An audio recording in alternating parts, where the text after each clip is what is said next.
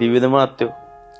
අපේ ඉතින් පවුලේ අලුත් ජ්‍යොතිෂ්‍යවේදියානේ. මං අහලා තියෙන විදිහට නම් ඔබතුමා බොහෝම බල සම්පන්න මාර වැඩකාරයෙක්. ආයෙත් අහන්න දෙයක්ද මහත්තයෝ? ඔය ලොකු ලොකු ඇමතිවරු පවා මගේ ඔරලෝසුවේ වෙලාවට තමයි වැඩ කරන්නේ. මට නම් ওই දේශපාලනේ හරියන්නේ නැහැ. මට ඔය බොරුව කියන දේ සෙට් වෙන්නේ නැහැ. ඔව් මහත්තයට දේශපාලනේ හරියන්නේ නැහැ. බලන්නකො මූණේ තියෙන සිරියාව.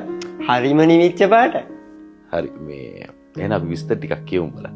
මේ මහත්තයා හරීම පාඩුවේ ජීවත් වෙන මහත්තයෙක්. කාටවත් වචනින්වත් හිත රිද්දලා නැහැ. අතක් උස්සන්න හිතන්නේවත් නැහැ. තමන්ගේ දේවල් වලින් මිසක් අනුන්ගේ දේවල් කඩා වඩාගෙන ජීවත් වෙන්න හදන කෙනෙක් නෙමෙයි මහත්තයා. හොරකම මරකම පේන්න බෑ. තමන්ගේ බිරින්දර වෙන ගෑනු දිහා ඇහැක් කරලා බලන්නේ නැහැ. අරක්කු ටිකක්වත් බොනවා කියලා නම් පේන්නේ නැහැ. මාරම පින්වන්ත අතක් නේ මහත්තයෝ. මට මේ වගේ අතක් නම් කවදාවත් හම්බෙලා නැහැ. ඇවිදින බෝපැලයක් වගේ.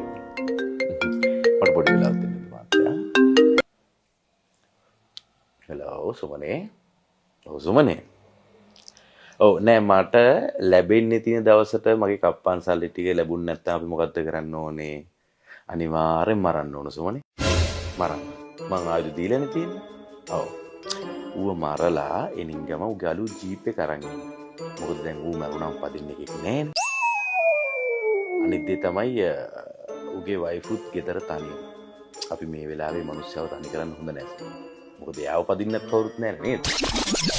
මේ වයිෆත් අරන් එන්නකෝ මං ආස ටයිප් එකේ එක්කෙනෙක් යා. අනිත් ඒ මේ අලුතින් බඩු ටික බහැලා තින සුද්දා ගාව. ඒ ටිකත් අරගෙන ඉක්මනට එන්නකෝ සුමනේ. සුමනේ දන්නවනේ මට ওই බොරුව පෙන්වන්න බෑනේ. හරි. ඉක්මනට එන්න සුමනේ. හරි. දරුවන් සර්ණයි. හරි. අපි කොතනද කතා කරලා හිටියේද මහත්තයෝ? ගහයෝ නටුවාලු නුඹගේ නිසි පරිදි මට නම් නෑ ඔබේ අඩුපාලු